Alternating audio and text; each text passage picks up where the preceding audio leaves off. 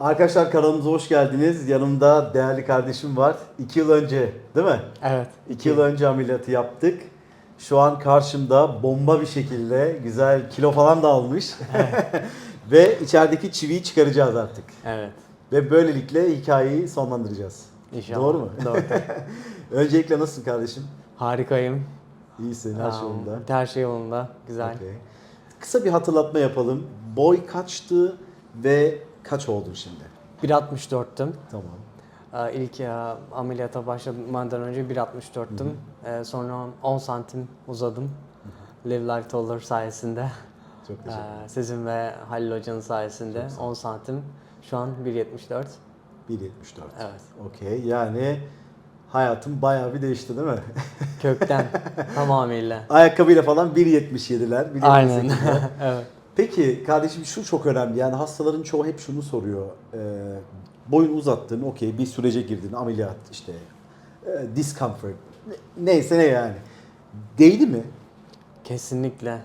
2 yıl oldu ameliyatı başlayalı ve bugüne geleli. Bir saniye bile pişman olmadım. Hiç. Okey. Her şeye değdi. Okey. Peki tam olarak şöyle sorayım. Yani hani şöyle düşün. Şimdi bu videoyu sen izliyorsun ve anlamak istiyorsun. Hayatında mesela neler değişti? Yani ince detay olsa bile bunu verirsen çok sevinirim. Tabii. Ben de zaten bu ameliyatı düşünmeden önce birçok video izliyordum. Acaba nasıl bittikten sonra insanlar neler değişiyor, nasıl hissediyorlar falan diye. Şimdi o tarafta ben varım ve izleyenler var. Yani boy meselesi özellikle boyu kısa olan bir de erkek bireyler için oldukça komplike bir problem. Çünkü hayatınızı tamamıyla etkiliyor. Çünkü kafanızda öyle bir özgüven eksikliği olması her şeyinizi etkiliyor. İnsanlarla ilk tanıştığınız zaman konuşmanız, onlara kendinizi anlatmanız. Şimdi şu an bakıyorum kendime, bir 2 yıl önceki kendimle şu an arada çok fark var. Artık çok daha güveniyorum kendime. Daha önce düşündüğüm handikaplar ya da olumsuzluklar hiç toz oldu gitti. Hı hı. Tamamen artık daha çok diğer özelliklerimle nasıl insanlara yaklaşabilirim, nasıl onları buluyorum kendimi. Artık kendimi ne bileyim bir insanı gördüğüm zaman hemen boyuna bakardım, hemen herkesin. Hı hı. Artık o gitti. Hı hı. Daha çok diyorum ki artık ben de onlardan biriyim. Artık o ligdeyim yani. Çünkü eskiden hep geri dururdum. Kesinlikle beni böyle bakacaklar. Boyum kesinlikle beni negatif yönde bir izlenim yaratacak falan diyordum. Şimdi onların hiçbiri yok. Wow. Misal araba kullandığında hissediyor musun? Çok güzel bir noktaya değindiniz. Kardeşim benden uzun. Bazen onun arabasını kullanıyordum. Her zaman biniyorum ve koltuğu ileri çekmek zorundayım. Eskiden öyleydi. Şimdi alıyorum onun anahtarını koltuğa hiç dokunmadan. Şimdi bir de biraz çekebildiğim kadar geri çekiyorum. Biraz daha yatırıyorum. Bacak boyu da uzun ya. Aynen. Çok hoşuma gidiyor. Ya ben eskiden hep böyle, ben çok hatırlıyorum, böyle öndeydim. Hani koltuk öndeydi. Evet. Ben de diyordum ulan bari şeyden kurtarayım. Koltuğu yatırayım bari hani böyle uzun görüneyim diye. Sonra babam hep sinirleniyordu. Ya oğlum sen oturdun buraya en son değil mi falan. Babamla paylaşıyordum arabayı küçükken işte, evet, gençken. Abi şu an böyle bir cool oturuyorum, böyle acayip bana farklı bir vibe veriyor ya. Sormayın. O arabanın orta direğinden geriye geçiyor ya koltuk. O insana acayip çok güzel haz veriyor. Acayip böyle insan böyle, misal eşim şu an biliyor. Ya aşkım bu ne ya diyor hani. Ta öne alıyor böyle, acayip beni her o anı yaşadığımda mutlu oluyorum. Öyle Evet, bir enteresan. ben de. İki mağazaya gidiyorum. Okay. İstediğim pantolonu seçiyorum. Bedenimi giyiyorum. Tak oluyor. Ne terziye ne bir tadilata hiçbir şeye gerek yok. Her zaman yani gidiyorum kabine deniyorum. Tak oluyor. Allah'ım iyi ki bu ameliyat oldum diyorum. Acayip bir mutluluk ya. Kesinlikle. O zaten. Peki mutfakta nasıl oluyor? Şimdi böyle bir yerden yüksekten alıyorsun ya. Eskiden evet, zıplıyordun ya da alamıyordun. Öyle bir şey hiç yaşadın. Ben ameliyat sürecinde sürekli evin duvarlarında her hafta geliyordum burada. İşte fizyoterapi, sonra bir film çekiniyorduk. Kaç santim hemen gidip işaretliyorduk. O işaretler hala duruyor. Okay. Ondan sonra işte annem mesela eskiden şey yapıyordu. Şimdi bana böyle bakıyor. Eski kız arkadaşımla buluşmuştum geçen. O da hemen fark etti. Ne oldu sana falan diye falan böyle. Eskiden eşittik, şimdi ondan yani müthiş bir haz. Dediğiniz gibi istediğin şeye yetişebiliyorsun. Evet, evet. Ampule yetişebiliyorsun evde. Banyodaki dolaplara, eskiden yetişemediğin dolaplara gerçekten insanın hayatına çok büyük bir değişiklik. Vallahi kardeşim şöyle söyleyeyim. Normalinde hani ameliyat dedim mi insanlar böyle saygı duyar. Sonuçta anestezi altındasın ve vücuduna dıştan müdahale ediliyor. Bir şeyler yapılıyor. Biliyorsun bir de biz insanoğlunda hani bilmediğimiz, tanımadığımız şeyler korkutuyor genelde bizi. Evet. O bakımdan mesela ölüm de korkutuyor. Hani böyle demek istediğimi anlıyorsun değil mi? Yani Evet, böyle evet. bilmediğin bir yer korkutuyor genelde. Kesinlikle. Bildiğin bir yer korkutmuyor. Ama bu ameliyatlar öyle bir ameliyat ki hani korku değil daha çok nasıl olacak heyecan hani Evet. o pozitif heyecan. O bakımdan ya bir ameliyat ben hep bunu diyordum. Bu kadar mı bir insan hayatını değiştiriyor? Kesinlikle. Normalde ameliyat dediğimi korkarsın. Tam tersi o ameliyat senin hayatını değiştiriyor. Muhteşem bir şey. O bakımdan bütün cerrahların ellerine sağlık. Yani burada bir teşekkür etmek istiyorum. Sen şimdi 10 santim uzadın. Hayatın pozitif bir şekilde değişti. Sana şunu sormak istiyorum kardeşim. Yani misal hastalar genelde şundan hep korkuyor. Misal senden önce bir hasta vardı burada. İşte bilgi amaçlı geldi. İşte ben yaşlandığımda ya da ameliyat olduktan 1-2 yıl sonra işte herhangi bir kalıcı problem, işte kemik sızlaması, neden böyle düşünülüyor bilmiyorum ama bu tarz şeyler yaşıyor musun? Var mı? Hiç yaşamadım. Dürüst olmak gerekirse zaten boyuzlama sürecimde de Halil Hoca sağ olsun, size de çok teşekkürler. Buradaki tim kesinlikle çok profesyonel. Çok sağ ol. Her zaman ne zaman mesaj atsam anında detaylı cevaplar, şöyle yap şöyle yap. İşte biraz ödem olmuştu mesela. O hep hiç geçmeyecek sandım. İşte Asiye'ye yazıyordum bu geçmeyecek. Hayır dedi, o daha yeni ameliyattan çıktın. 2 güne 3 güne azalarak devam ediyor. Gerçekten de öyle oldu. Hiç ağrı çekmedim. Uzama sürecinde hiç ağrı çekmedim. Çünkü egzersizleri yapıyordum. Kaslarımı biraz daha zorluyordum. Buraya fizyoterapiye geliyordum. Hepsi çok yardımcı oldu.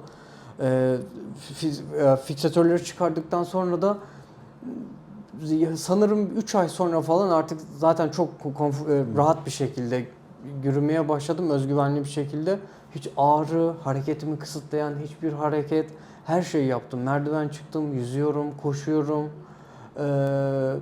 Yani bayağı esnek hareketler yapıyorum. Hiçbir zaman hareketimi engelleyen ya da kemiğimde bir ağrısız hiç olmadı zaten. Şunu da sormak istiyorum sana. Şimdi toparlama süreci. Şimdi şöyle arkadaşlar, bu çok önemli. Şimdi biz burada hastalarımızla sağ olsun kendi isteğiyle, onayıyla video çekiyoruz. Tabii istemeyen hastalar da oluyor. Saygı duymak zorundayız tabii ki.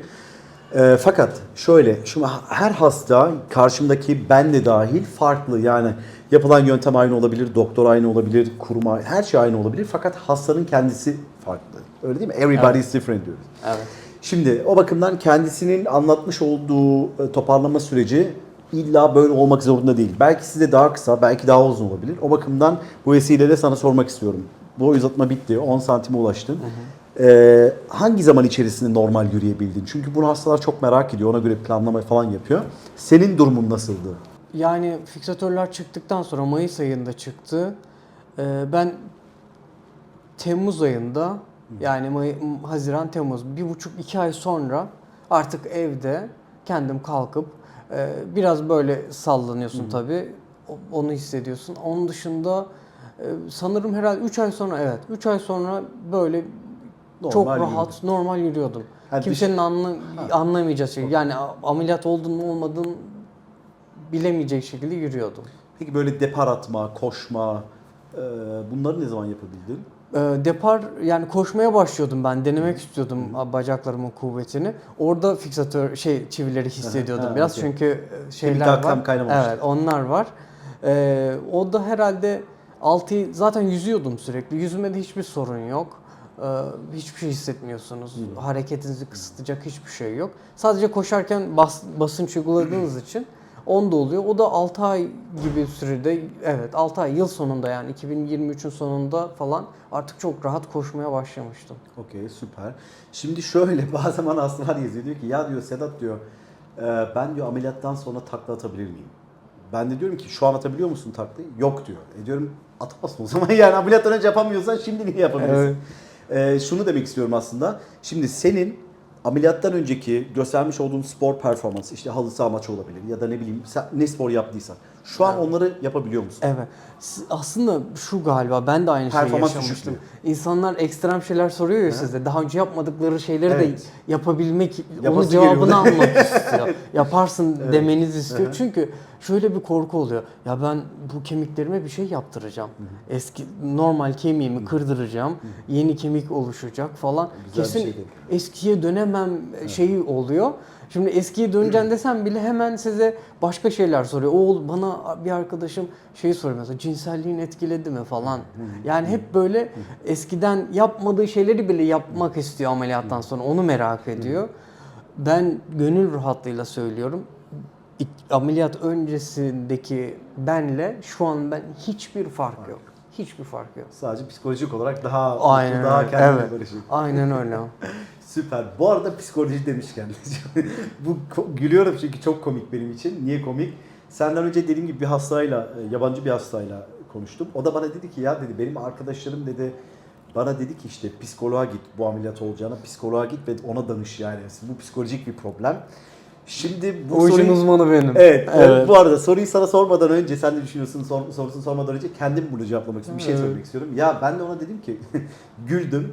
Dedim şimdi bak dedim psikologlara saygım var. Onların dalı da çok güzel bir dal. Çünkü gerçekten psikoloji öyle bir şey ki insana her şey yaptırabiliyor. Tabii ki. Buranın sağlıklı olmaması gerçekten insana çoğu şey yaptırabiliyor. Fakat şu bir gerçek ki bu hayatta değiştirebileceğin şeyler vardır ve değiştiremeyeceğin şeyler vardır. Ben bunun videomun çoğunda söylüyorum. Ben biliyorsun annemi genç kaybettim.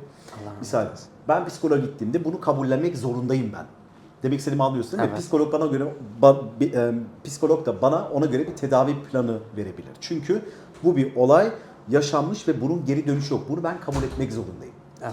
Fakat ben neden boyumun kısa olduğunu kabul etmek zorundayım?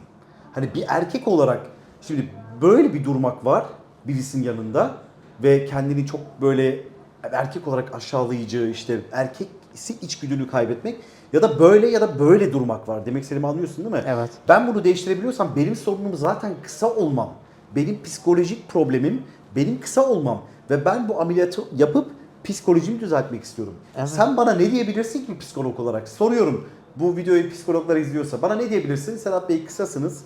Kısa bir erkekseniz bunu kabul edin. Ben bunu kabul etmek istemiyorum yani. Aynen. Hani demek istediğim Kesinlikle. hani sen bu konu hakkında ne düşünüyorsun merak ediyorum. Herhalde bu konuda benden daha iyi bunu bilecek insan yoktur. Neden? Çünkü ben kısa kalacağımı veya boyumun kısa olduğunu 13-14 yaşında fark ettim. Fark ettim. Okay. Hep arkadaşlarımın, bütün yaşıtlarımın hep altındayım, hep kısayım.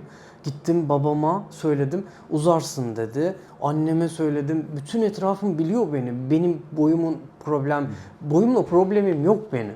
Ben boyumun kısa olduğunu biliyorum. Bu problem değil. Aynen. Ben buna çare arıyorum. En önemli nokta bu. İnsanlar diyor ki ya boyun kısa bunu dert etme. Ben dert etmiyorum. Ben boyumun kısa olduğunu biliyorum ve bunu sevmiyorum. Daha uzun olmak istiyorum. Buna bir çare arıyorum. Basketbol oynadı. Etrafımdaki herkese soruyorum. 15 yaşımda. Benim boyum kısa ne yapabilirim? Herkese soruyorum ama. Bir gün babam kızdı artık. Ya yeter ya. Yeter dedi. İşte çekti beni aynanın karşısına geçti. Gel bak ne kadar fark var aramızda. 10 santim fark var. Büyüyeceksin. O fark da kapanacak falan dedi. Babam biraz daha böyle manevi tarafı bir insan. Allah seni böyle yaratmış falan filan. Hep böyle geçiştirdim 15, 16 böyle bazen işte aynen dediğiniz gibi özgüvenli ol ya bu kadar şey olma falan. Ya bunun özgüvenle alakası yok. Benim boyum kısa ben bunu biliyorum. Ben kendime bir çare arıyorum. Buna nasıl önüne geçebilirim diye. Sonra işte böyle biraz gazlıyorlar. Psikoloğa gidiyorsun. Senden psikologlar ben de sizin gibi saygı duyuyorum böyle bir bilime. Ama biraz moralinizi düzeltiyor, biraz motivasyon. O bir 6 ay gidiyor, sonra tekrar dönüyorsun Sonra ona. böyle bir Evet, kesinlikle. Aynen Ya öyle. bunu yaşayan benim. Evet. Kim gelirse gelsin söylerim yani. Çünkü yaşadım. Ben bunu bir eksiklik, bunu bir savaş kaybı olarak görmüyorum. Ben bunu zaten kabul ediyorum. Kardeşim aynanın karşısına geçiyorum. Benim boyum kısa. Evet. Peki ben ne yapabilirim? Ben daha uzun olmak istiyorum. Yıllar yılı araştır, ilaç, egzersiz, işte basketbol oyna, yüz, her şeyi denedim. Ama bir genetik var. Bu da bu. Ben bunu kabul ediyorum. Yani bunun özgüven eksikliği olarak görülmesini ben hiçbir zaman kabul etmedim bunu zaten. Ben kendime güveniyorum. Becerime, kabiliyetlerime, yeteneklerime güveniyorum ama benim boyum kısa. Yani bu da bir gerçek. Ama şimdi şöyle bir şey söyleyeyim kardeşim. Özgüvensiz olsan zaten bu ameliyat yapamazsın. Aynen Bu da öyle. bir gerçek Evet, yani. evet, Demek istediğimi anlıyorsun evet. değil mi? Yani bu ameliyat yapabilmek için gerçekten felaket bir özgüveni. Tabii. Ki o sende fazlasıyla var zaten. Bu arada şu da güzel bir şey aslında. Hani her kısa boylu erkeğin düşüncesi gibi. Ben kısa boyluyum. Bu ayıbı diyelim. Benim için bir ayıptı çünkü. Bu ayıbımı, bu kusurumu örtmem lazım dedim. Ne yapabilirim? Onu örtebilmem için benim aktif olmam lazım. Benim farklı insanları farklı yere yönlendirmem lazım ki o konu bir kapansın. Ve bu da beni aslında böyle biraz başarıya itekledi. Evet. Şimdi de ben hep diyordum ki ya Allah'ım ben niye kısayım ya? Niye mesela benim 4 yaş küçük kardeşim 1.85 boyunda. Ben de 1.57'ydim. Matematiksel 1.85 eksi 1.57 yap felaket bir fark çıkıyor. Evet. Ben de diyorum ya Allah'ım niye o uzun da ben hep kısaydım? Niye ben diyordum. Şu an diyorum ki Allah'ım iyi ki kısaymışım. Çünkü hem o duyguyu tattım hem şu anki duyguyu ve bana kalan tek pozitif şey o çabalar hani o çaba sarf etmem var ya şu an onu yanıma aldım aslında. Yani Evet. 1.77 boyuyla bende var. O bakımdan demek istediğimi anladın değil mi? Anladım. O bakımdan ben çok mutluyum. Eskiden çok mutsuzdum ama şu an iyi ki böyleymiş diyorum. Ve açık konuşmak gerekirse doğru bir şey söyledin. Yani hani ya gözle görünen bir şey. Ben kısayım. Benim psikolojik durumum zaten belli. Evet. Ben uzayıp yani ben 6 ay boyunca bir psikolog seansına gidip de 0'a 0 elde var 0 olayını istemiyorum. 3 ay bir sürece girip ömür boyu kurtarmak istiyorum kendimi bu problemden. Evet. Bir de boyu hep uzun olmuş ya da boyu orta boylu olmuş Anlayamaz. biri siz hiçbir zaman anlamayacak ve size her zaman şöyle diyecek. Takma ya. Biraz özgüvenli ol. Biraz kendine güven. Tabii. Boyunda ne var? Hayır ya. Bunun boyla ilgisi yok falan. Bunu diyecekler yani. Çünkü siz nereden bilecek? Bilecek ki, aynen Senin öyle. yaşadığın duyguyu hiç yaşamamış. Aynen öyle. Hiç o şey yok yani. Bak ben bir şey söylemek istiyorum burada. Bu arada bu bir gerçek. Ben tatildeydim. Bir konsere gittik. Önümüzde 2 tane yakışıklı. Rahat 1.95 boyunda. Belki daha fazladır. Yani ben bile böyle bakıyordum. 3 ameliyattan sonra. 2 tane erkek vardı. Yanlarında da 2 tane kadın vardı. Bu bir gerçek olay bu arada. Yan masasında hemen bu kadar bir mesafe bir tane eli yüzü düzgün, işte bir beyaz gömlek giymiş. Belki 1.70 boylarında. Hatta eşim sordu tahmin et boyu ne kadar diye. Şimdi biz bu işi yapıyoruz. 1.70. Evet. Onun yanında da bir kadın vardı. Şimdi abi dikkat ediyorum böyle o dans ediyor, bir şeyler yapıyor. Yani adam bütün enerjisini soktu oraya. Evet. Ve kadın bakmıyor ona yani. Hani kadın da böyle kendince. Karşımıza okuyor o 2 tane birbirine benzeyen beyefendi uzun boylu. Abi adamlar bırak dans etmeyi adam böyle durmuş konser izliyor.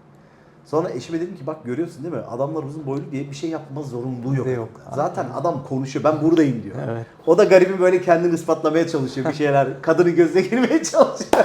Adam o önümüzdeki kadının gözüne girmiyor. Çünkü zaten abi profil okey. Her şey okey. Evet. Hani şunu fark ettim. Uzun boylu erkeklerde kendini ispatlamaya şeye gerek yok. Evet. Yani. Bir de çok güzel bir şey söyledin. Buna ben kesinlikle katılıyorum. Şimdi seninle aynı boydaki adama soruyorsun. Bu ameliyat olayım mı? Adam sana ya saçmalama olma diyor. Niye diyor abi onu? Çünkü ondan uzun olacaksın. Evet. Bu sefer o geriye düşecek. Şimdi senden uzun bir adam da olma diyor arkadaş çevre. Niye? Bu sefer ona yaklaşacaksın. Adam özelliğini kaybedecek. Yani uzun lafın kısası arkadaşlar. Boyunuzdan memnun değilseniz yapın ya. Ben 3 kere olmuşum. Bu adam 10 santim uzatmış. Yani hani bunu siz kendinize yapıyorsunuz. Şimdi sen 10 santim uzasan ne olur? Uzamaz. Bana değişen ne? Aynen öyle. Hani bunu sen yaşıyorsun tabii. Evet. Demek istediğimi anlıyorsun değil mi? Evet. O bakımdan öyle. Peki. Şimdi biraz da gerçekleri konuşalım ama. Şimdi biz demiyoruz ki burada kendisiyle hani boy uzatma ameliyatı harika, gelin yapın çok kolay bir şey hani gözünü kapat aç öyle bir şey de değil tabii ki. Evet. Her şeyin bu hayatta bir zorluğu var. Yani güzel bir meslek edinmek istiyorsan zorluğu var işte. Evet. Her şeyin bir zorluğu var. İlişkiye girmek istiyorsun zorluğu var. Boy uzatma ameliyatında kendine göre zorlukları var. Senin için zorluklar neydi misal boy uzatma ameliyatında? Ben zaten dediğim gibi kararlıydım. Bu ameliyat olacağım. Sonucu ne olursa olsun her şeyi çok iyi araştırmıştım zaten. bir de Live Tolur'u biliyordum. Halil Hoca'nın çok profesyonel olduğunu. Öncelikle öyle bir gönül rahatlığıyla geldim. Benim zorlandığım yani çok rahat geçti benim boy uzatma sürecim. Her hafta uzamam aynı seviyede çevirdiğim sürede gidiyordu. Kemiğim de hızlı kaynıyordu. Bir ağrı da yaşamadım.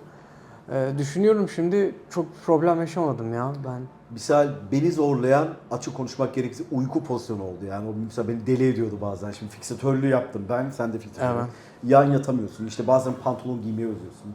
Akşamları bende mesela kas ağrıları oluyordu. Bazen uyutmuyordu beni. Evet. Ama yani hani genel anlamda nasıldı diye sorarsan, şimdi 2-3 ay bunu yaşıyorsun. Ömür boyu Aynen. cefasını çekiyorsun, Evet. değil mi? Öyle deniyor. Şimdi söyleyince ben de anımsadım ama ben o kadar uzamak istiyordum ki herhalde gözüm hiç görmüyordu görmüyordun. onları. Evet. Yoksa mesela uyuyordum 2 saat, 2 saat sonra kalkıp bir yürüyordum. Tekrar o kasları bir hareket ettiriyordum. Tekrar yatıyordum. Wow. O zaman bir rahatlıyor. Bir 2 saat daha veriyor sana. Ondan sonra kalkıyorsun bir daha. İşte 10 santime yaklaştığında artık bacakların iyice geriliyor. Biraz kas ağrısı hissediyorsunuz ama en güzel şey egzersiz. Evet. O kasları sürekli zorlamak. Yürüyordum birkaç egzersiz yapıyordum. Sonra o bana bir 3 saat daha bir aralık veriyordu. 3 saat daha bir uyuyordum. Ben de çok özlemiştim yüzüstü yatmayı. Hep böyle yatıyorsun. Ya biliyordum bir yan yatıralım, yan yatabilsem falan filan. Ama hiç yani gözüm görmedi onları. Senin hedefin başkaydı. Evet, hedefim başkaydı. Yani helal olsun. Demek ki işte bak, her insan Çok farklı istiyordum. oluyor. Ben Evet. de biraz lükse, konfora daha doğrusu konforuma düşkün bir adamım. Yani yattığımda ama şimdi hem o olsun hem o olsun olmuyor bazı şeyler. Evet. Biliyorsun yani. Evet. O bakımdan. Hani babam şey der hep, yani oğlum en kolay şey yemek yemek, onu da çiğnemesen yutamıyorsun yani. Yine bir Ona bile, çaba değil mi? gerekiyor, Çaba evet. gerekiyor. Peki şunu konuşmak istiyorum son olarak senle kardeşim. Bu da çok önemli bir konu. Komplikasyon. Evet. Yani şimdi hastalar bunu izliyor. Ya diyor tamam her şey güzel falan ama ya diyor şu olursa, işte yok bacağımı kaybedebilir miyim? Ömür boyu sakat kalabilir miyim? İşte uzadım topal kalabilir miyim? Gibi korkuları var sonuçta doğal olarak. Şimdi geliyorsun burada para biriktiriyorsun, para ödüyorsun kendini güzelleştirmek için. Şimdi burada bir sıkıntı oldu mu ameliyat olduğuna mı yanasın, parayı ödediğine mi yanasın? Millet sana bak ben sana demiştim pişmanlığını ömür boyu duymak hani mi kötü? Bunlar tabii ki düşünüyor insan. Evet. Ama bu soruyu cevaplamadan önce arkadaşlar bakın çok önemli. Biz burada işte hani bu bir sayısal loto olayı değil yani. Hani zengin de olabilirim, olmayabilirim ya da ne bileyim 50-50, 50-50 bir olay değil. Biz burada ameliyattan önce zaten genel bir tetkik yapıyoruz. Yani kan değerlerine bakılıyor, kemiklere bakılıyor, hastanın genel fiziki durumuna, işte medikal altyapısına, hastalığı var mı yok mu, varsa ne tür hastalığı var, bu ameliyata engel midir, değilse hangi ilaç kullanıp bu ameliyat olabilir, bunlara her şeye biz bakıyoruz zaten. Ona göre kesin bir karar veriliyor. Çünkü burada her insan bizim için çok önemli. Biz de işimizin farkındayız yani. İnsanlarla sonuçta bir ameliyat yapıyorsunuz ve büyük bir sorumluluk var. Hani biz üzerimize düşen her şeyi yapıyoruz. O bakımdan böyle acaba mı olayı değil burada tabii ki. Bu konu hakkında sen ne düşünüyorsun? Yani sakat kalmadır, odur, budur. Bu senin korkuların da var mıydı? Evet. Tabii ki insan düşünüyor. Acaba uzayamayacak mıyım? Ya da ne bileyim daha sonra bir sorun çıkacak mı? İltihap kapacak mı? İltihap kaparsa yarıda kesilecek mi o zaman falan diye düşünüyorsun. Burada en önemli konu Halil Hoca. Neden? Çünkü binlerce ameliyat yapmış. Yani siz ne kadar akademide kendinizi geliştirirseniz geliştirin. O tecrübeyi edinmedikten sonra. Çünkü her bir ameliyat ayrı bir birey, ayrı bir case konu yani. Ayrı bir hepsinden ayrı bir data oluyor ve Halil Hoca binlerce ameliyat yapmış. Ben yurt dışında da var bu ameliyatları yapan. Bakıyorsun mesela CV'lerine işte 150 kişi, 200 kişi. Bir 200 kişi de sonuç almak var. Bir de 2000, 3000 kişi de sonuç almak var. O yüzden Halil Hoca kesinlikle işinde uzman.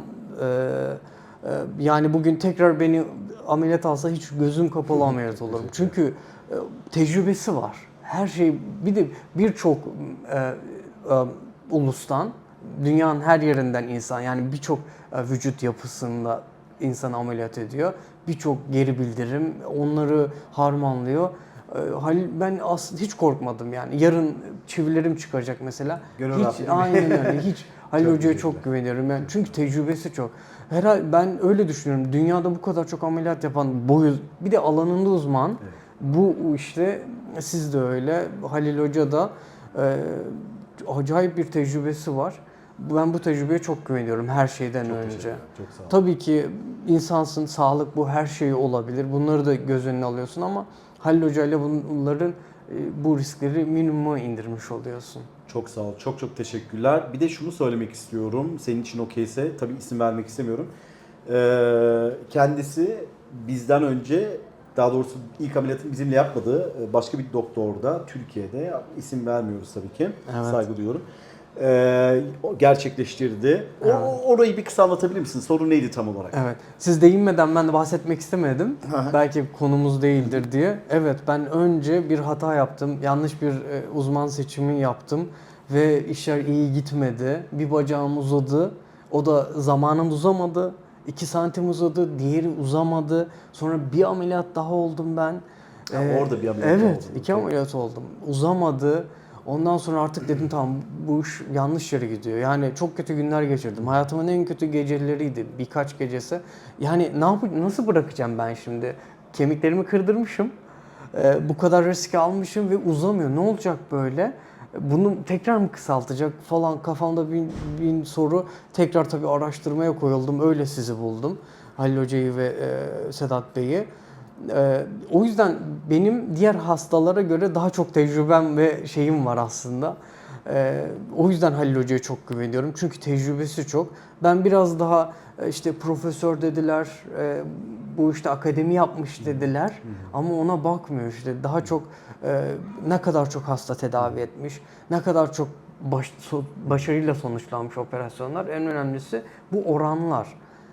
O yüzden böyle bir şey oldu. Uzamadı benim bacağım. Böyle de riskler var yani eğer uzman bir elde değilseniz çok kötü sonuçlarla diğer Türkiye'de başka doktorlar da var kötü sonuçlanan. Yani öyle kolay bir iş değil. Kesinlikle Değil. kolay bir Herkesin şey. yapacağı bir iş değil. Kesinlikle değil. Şimdi sen bu ameliyatı oldun. Kaç santimdeydin? Sol taraf kaç santimdeydi? 2,5. Sağ taraf hiç uzamadı. 1 Ve santim. sana doktor ameliyat etti ve sonra çıkaralım uzamıyor musun dedi. Dedi ki bana basmışsın dedi. Aha. Evet, sen basmayacaksın dedi. Nasıl ya? Evet, bana basmayacaksın dedi. Ben dedim ama hani yürümek gerekiyordu, kemiği zorlamak gerekiyordu falan. Hayır dedi, şimdi değil o dedi falan. Sonra bir ameliyat daha oldum. Ne yaptı o ameliyatta? Buradaki zaten ilk ameliyattan beri burada ağrı vardı. Çivi batıyordu. Ben hocaya dedim çivi batıyor. O dedi ama yeni ameliyat oldun o yüzden dedi. Ama çivi batıyordu. Böyle eğilmiş. Evet, batıyordu çivi ilk günden. Ama Halil Hoca'nın fiksatöründe ben her hareket yapıyordum. Yatıyordum, oturuyordum. Hiçbir ağrı yok. Çivileri hissetmiyorsun. Sonra buraya bir çivi daha taktı. Yani iki taneydi ya. Bir çivi daha ekledi. Sağlam olsun diye herhalde. Yine uzamadı. Ondan sonra dedim tamam ben burada duruyorum. Çünkü diyordu ki bana böyle giderse uzayamazsın. Uzayamayacaksın dedi bana. 3 santim belki dedi. Herhalde bunu durduracaktı 3 santimde. Sonra bunu bekleyecektik artık ne kadar uzarsa. Dedi ki kasların çok kuvvetli senin. Fiksatörün uzatmasına izin vermiyor dedi. Ama ben buraya geldim her hafta 1 santim, 1,5 santim, 6 kez çevirdiğim oluyordu ve her zaman sonuç alıyorduk. Her hafta ben gelip röntgen çekiniyordum ve uzamışım. Yani bir, kaslar güçlüyse bunu niye ameliyattan önce görmedin ve söylemedin de şimdi söylüyorsun. Evet. 2, kaslar güç kaybediyor uzatmada. Bu da çok yanlış bir olay. Peki sen o 3 santimi kaç ay içerisinde uzamıştın? Öyle de bir muhabbet 2 var. ay. 2 ayda 3 santim. Evet. Bizim 10 santimi kaç ayda yaptın? 1 ay. Çok iyi ya. Vallahi yani gerçekten ay. gurur duyuyorum, ondan soruyorum bu arada. Evet. Benim kadar bilmiyorum. Ben çok bir de şey gidiyordu. Dengesiz gidiyordu. Bu daha uzundu, bu daha kısaydı. Halil Hoca sağ olsun yani sonuna yaklaştıkça bunu hızlandırdık. Buna denk geldi yani. Şöyle, ben seni lobide gördüğünü hatırlıyorum. Tekerlekli sandalyede Evet. gelmiştim. Çünkü bana yürümeyeceksin dedi. Sen Ben şok geçirdim. evet, tekerlek sandalye al, yürüme. Sadece tuvalete gitmek için kalkacaksın dedi. Onun dışında ben tekerlekli sandalye ve ne oldu? Hareket etmediğim için, durduğum için duruyorum ama uzama devam ediyor çevirme. kaslarım hiç hareket etmediği için ağrımaya başladı. Bu sefer ilaç verdi. Uyuyamadığım geceler oldu. Yani 2 gece ağrıdan uyuyamıyordum. Çünkü kasları hiç hareket ettirmiyorsun. Tabii. Ve Soğuk çekiyorsun. kasını uzatıyorsun. Evet, uzatıyorsun. Çok ağrılar oluyordu. O ağrıları yine kaslarıma bağladı, vücuduma bağladı. Evet. Şimdi burada doktorların bir de şunu anlamasını istiyorum. Şimdi bu adamın en büyük hayali uzamak. Zaten psikolojik bile yıpratmış bizi. Şimdi biz hasta olarak konuşuyorum ben. Para biriktirmiş veya kredi çekmiş veya ne bileyim borç almış sağdan soldan. Çünkü insan gerçekten bazen çaresiz kaldın mı her şey göze alıyor. Evet. Allah kimseyi çaresiz bırakmasın. Şimdi geliyorsun sen bu ameliyatı yapıyorsun güvenerek para ödüyorsun. Ve sonra 3 santime geliyorsun sen uzamıyorsun. Şimdi uzamadığına mı yanasın, boşuna ameliyat olduğuna mı yanasın, paran gitmiş, ne yapacaksın, Evet. hiçbir... Yani o kadar kötü bir his ki anlatamam. Bunu ben bizzat yaşadım, sadece sahne değil. Bu tarz hastalar da geldi bize. Hiç sormayın. Evet. Şimdi bunu söylemek istiyorum aslında arkadaşlar. Bakın ben kendisine bu soruyu işte bakın millet dinlesin biz bunu yaptık diye değil. Bu arada ben gurur duyuyorum. Hani çok teşekkürler bize güvendiğin için ve Ben teşekkür ederim. sana yardımcı olabildiğimiz için kendimle insan olarak gurur duyuyorum. Her şeyi bırakalım.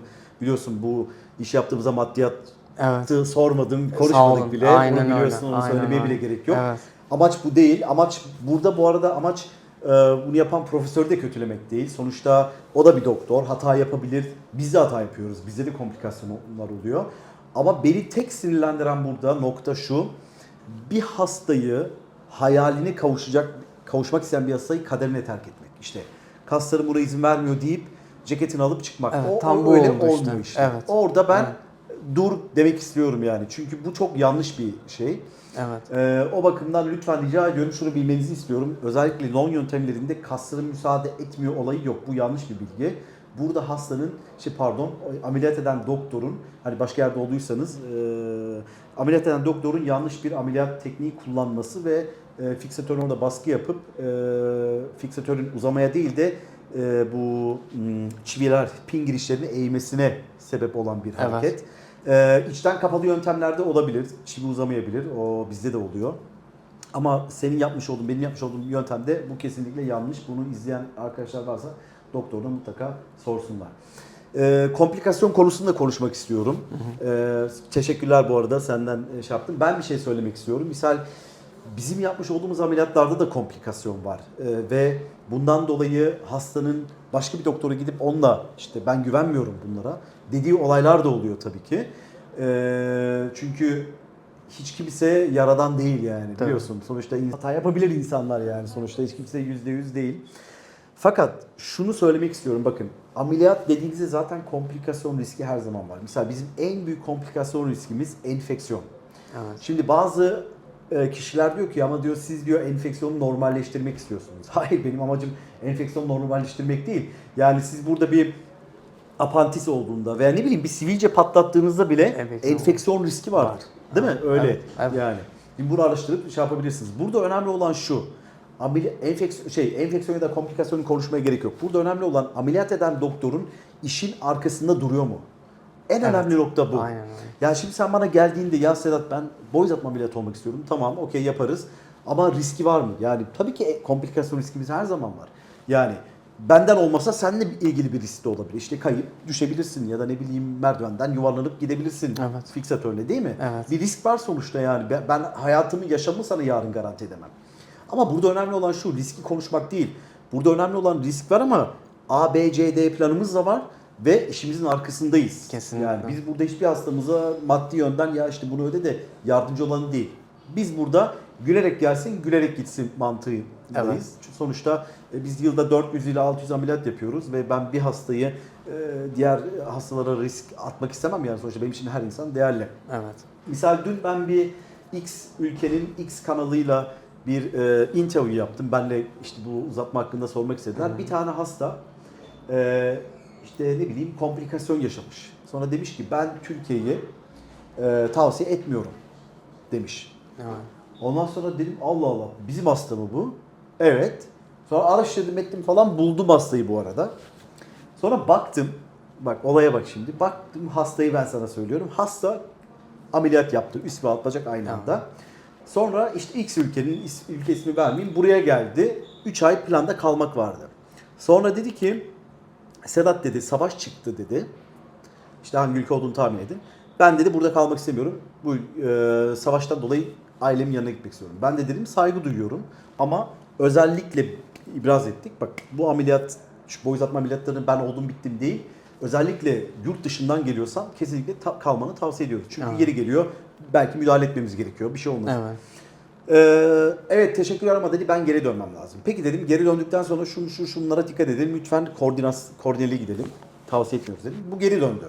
Adamı arıyoruz telefonları çıkmıyor. Mesaj yazıyoruz cevap yok. İşte bir ay sonra ben buradayım diyor. İşte röntgen gönder, röntgen yok. Ne yiyorsun? Hiçbir bilgi yok. Evet. Ondan sonra bu adam geri geldi. İşte cihazı getirdi. Bu kapalı yöntemi yazın. Ondan sonra geri ülkesine gitti. Röntgen yapıyoruz. Kemik kaynama zayıf. Olabilir mi? Olabilir. Neden olabilir? Şimdi sen kötü besleniyorsan, sigara kullanıyorsan, ne yapıyorsun, ne diyorsun bilmiyoruz ki yani evinde ne yapıyorsun? Evet. Sen biliyor musun ben evimde ne yaptığımı? Ben de bilmiyorum. Bu sefer işte dedi ki kemik kaynamam kötü, bize dedi ki gel buraya, çivileri çıkarmamız lazım. Oraya güzel bir işlem yapacağız kemik kaynamayı hızlandırmak için ve sağlam çivi koymamız lazım. Çiviyi kırabilirsin çünkü. Tamam dedi, öyle bir 2 ay geçti. Sonra bu çivinin vidasını mı ne kırmış, çiviyi kırmış. Bu sefer ben size güvenmiyorum, ülkemdeki doktora gideceğim, onlara ameliyat olacağım dedi. Şimdi sana soruyorum, burada problem kim? Tabii ki yani şimdi ben Evet. diğer bir doktor yaşadığım için doktor arıyordum, ulaşamıyordum, hemşire arıyordum, ulaşamıyordum. Buraya geldiğimde bu profesyonel bir kere Sedat Bey sürekli her yerde sürekli kontrol ediyor. Takım çok iyi. Çok Her güzel, zaman çok güzel. ne sorsanız cevap alıyorsunuz detaylı bir şekilde. Şunu yap, bu böyle normal. Ben şaşırıyorum yani. Bir de buraya gelip buradaki prosesi düzgünce takip eden birinin zaten yalnız bırakmıyorsunuz. Bir de mesela enfeksiyon oluyor. Bir hafta uzamayı Tabii. durduruyorsunuz. Sonra bekliyorsunuz, bir bakıyorsunuz tekrar uzamaya devam ediyorsunuz. Kemik kaynamasına göre. Yani ben Halil Hoca'ya ya da size güvenip başarısız olacak birinin olacağını düşünmüyorum. Ya tabii ki eğer kemik kaynaması yavaşsa durdurulabilir, şey yapılabilir ama şunu biliyorum ki Halil Hoca bütün riskleri minimuma indirip elinden geleni yapıyor. Dediğiniz gibi hemen ben mesela ilk şeyimde kaderime terk edildim. Dedik uzamazsın dedi bana. Yani her tedaviye gidişimde röntgene olumsuz konuşuyordu. Ben anladım ki artık yolun sonuna geliyorum. Beni bırakacak. Diyecek ki artık uzama olmuyor. Burada bitirelim diyeceğini anlamıştım ben zaten. Ama burada öyle bir şey olmuyor. Burada sürekli tamam o zaman bu komplikasyon oluştursa şöyle bir çözüm yapabiliriz. Şunu yapabiliriz diye yani sonuna kadar başarıya ulaşmak için sonuna kadar çabalanıyor burada. Ya ama sonuçta şöyle hani tamam iş bu bizim business'imiz ama karşımdaki de bir insan abi. Evet. Hani o adamın da bir hayali var. Sonra bir de şöyle bir şey var. Yani çok şükür o merhameti hiçbir zaman benden alınmadı. Anne babadan geçmiş bir eğitim mi diyelim artık. Şimdi karşımdaki adam oturduğunda bazen ben böyle izliyorum görüşmede. Sonra bakıyorum ona diyorum ki acaba benim problemim şuydu, acaba onun problemi ne? Acaba onun hangi problemleri düzelecek? Bu beni mutlu ediyor, anladın mı? Evet. Yani hani yaptığımız iş zor bir iş. Hani bu inan bana belli bir noktadan sonra para için bile yapılmayacak bir iş aslında bu. Çünkü yıpratıyor adamı. Çünkü çok müthiş insanlarla da tanışıyoruz. Maalesef bu tarz insanlarla da tanışıyoruz. O bakımdan yani şunu söylemek istiyorum arkadaşlar. Kim ne derse önemli değil. Benim yüzüm belli, kimliğim belli, adresim belli. Ben bugüne kadar hiçbir işimden kaçmadım. Bu adamın bana ihtiyacım var. Aradan 4 yıl mı geçmiş? Gel kardeşim buraya. Gel. Telefonda konuşma. Gel yanıma. Ne yapmam gerekiyorsa ben işimin arkasındayım. Neden biliyor musun? İsmimden dolayı falan değil. Benim insani görevim ona karşı. Bu adam bana güvenip gelmişse, bacaklarını emanet etmişse bu zaten benim için büyük bir sorumluluk. Ve ben bu sorumluluğu taşımak zorundayım. Ta ki çok teşekkürler her şey için sağ ol. Bu laf bana yeter yani teşekkür etmene bile gerek yok ama bu laf bana yeter. O bakımdan hani biz Live Life Tour olarak burada şu an bu şirketi iyilemek veya diğer şirketleri kötülemek değil. Her şirket kendine göre iyidir. Her doktor kendine göre iyidir. Her doktora saygı duyuyorum. Sonuçta doktorlar, hekimler çok önemli. Yani Allah razı olsun onlardan. İyi ki varlar. Fakat burada önemli olan şu. Bir hekimin hem maddi hem manevi işin arkasında durması gerekiyor. Çünkü kazanmak da var, kaybetmek de var abi. Evet. Hani hep para kazanmak, ya aman işte yok. Bu arada dünyada hep böyle, misal sadece Türkiye için demiyorum. Almanya, Amerika bu konuda daha beter. Yani bunu Evet, evet. Amerikalılar da bilsin, Almanlar da bilsin. Adamlar direkt şey diyor. Ya diyor kardeşim kusura bakma. Doktor diyor bunu. Biz diyor boyuz atma ameliyatını konuştuk. Şimdi diyor sen bir araba aldığında da problem çıkabilir. Ne olacak? Evet. Şimdi sen ekstra bir şey ödeyeceksin. Seni mecbur kılıyor. Sen o parayı ödemek zorundasın. Artık o yola girmişsin. Yola girmişsin Aynen. ve sağlığın söz konusu. Kasın izin vermiyor diyor. Yani işte o zamana kasın izin vermiyor diyor. Hani o yani hani çok enteresan bir şey değil mi? Evet. O insanı o kötü durumunda kullanmak. Evet. Arkadaşlar 10 kere bir problem yaşadınız. Benim sizden kazandığım paranın 10 katını mı ödemem gerekiyor? Seve seve. Çünkü işimin arkasında durmak insani görevim benim. Bunun zorundayım. Ben böyle görüyorum bunu abi. Evet. Bu mantalitem de değişmeyecek. Bu arada böyleyim diye bana saldırı da geliyor. Bunu da söylemek istiyorum burada. Aynen yani hani senin yüzünden işte biz hayır herkes işin arkasında dursun. Rica ediyorum. Artı biz dediğin gibi yılda aşağı yukarı tabii ekonomik şartlar, o durumun şartlarına göre 400 ile 600 ameliyat yapıyoruz. İşte karşımızdaki doktor da yılda 20 ameliyat yapıyor. Şimdi o adamın bir komplikasyon olup bizim 10 komplikasyon olmamız gayet normal bir şey. Tabii. Yani sonuçta Orana baktığınız zaman. aynen öyle. Bir de şöyle bir şey var. Ben bile bile isteye isteye o adama komplikasyon yapmıyorum ki oradan para kazanayım. Hayır. Bu adamın komplikasyon olduğunu ben cebimden para ödeyeceğim. Yani beni de mutlu etmiyor bu iş. Evet. O bakımdan doktor seçiminiz, daha doğrusu bunları önden konuşulması gereken konular ya. Kesinlikle. Çünkü konuşulacak çok şey var. Ama dediğim gibi sen karşımda güzel bir örneksin. Ben bu 3 kere bu ameliyat olmuşum. Bak hayatım değişti diye gülüyorsun Evet, burada. Mutlu evet. bir şekilde. O kadar tüylerim diken diken olup gurur duyuyorum ki. Kesinlikle. Ama karşıma geçip ya Allah belanızı versin diye de bilirdin. Demek Evet, istediğimi anlıyorsun değil mi? O bakımdan çok teşekkür ediyorum bu video için. Ben teşekkür ederim. Sadece içimdekileri biraz dökmek istedim açıkçası. Ama burada önemli olan şu, hani bir şirketin 100 müşterisi varsa 90'ı memnunsa demek ki o şirkette bir şeyler oluyor, güzel bir şeyler oluyor. İlla ki memnuniyetsiz durumlar olacak. Ya bak sen de belki o seni yapan, ameliyat eden doktor başka bir hasta çok memnun. Şu an sen memnun değilsin Değil. çünkü bir problemin vardı. Bu gayet hayatın doğal akışı yani. Evet. Ama önemli olan o değil yani adamın komplikasyon yapması değil. Saygı duyuyorum, hoca yapabilir ama önemli olan kardeşim ben bu işin arkasındayım, yapacağım, hayallerine kavuşturacağım seni demesi gerekirdi. Evet. Yara izle ilgili sana soracağım. Evet. Hastaların çoğu özellikle kadın hastalarımız saygı duyuyorum. İşte yara izleri nasıl olacak, çok kötü mü, belirgin mi? Abi bakıyorum böyle Evet. yani sinek mi ısırdı diyor. Aynen.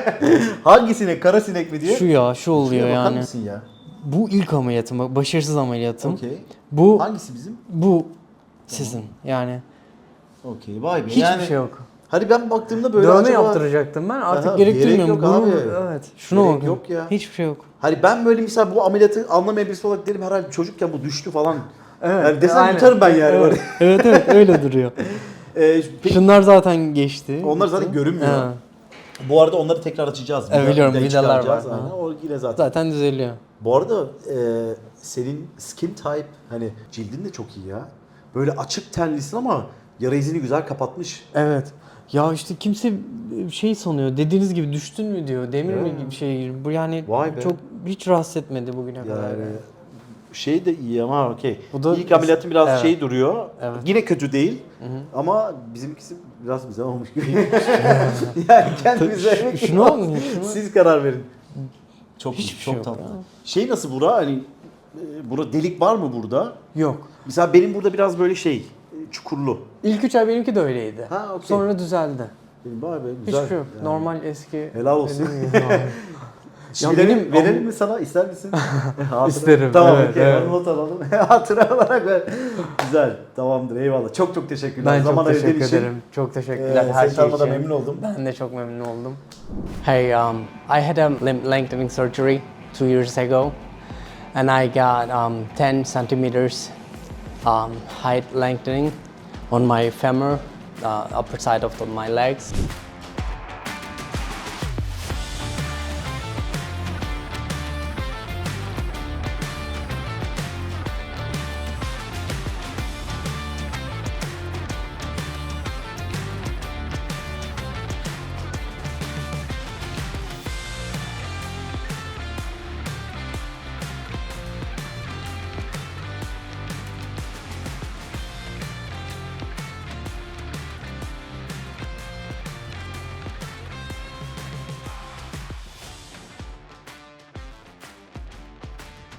So it's been for 2 years right now after the surgery, the last surgery, removing fixator. Since then, I've never had any issue, any physical or any kind of pain. I've never had anything else. I immediately returned my social, regular life after the surgery. 2 years, I was so happy that I got 10 centimeters taller than before. I can right now do anything that I want. Yeah, I'm so happy to be with Live Life Taller team. That's the best decision I've ever made in my life. I've never been regretful, even a minute since then. Dediğim gibi herhangi bir sorunuz varsa yoruma da yazabilirsiniz arkadaşlar.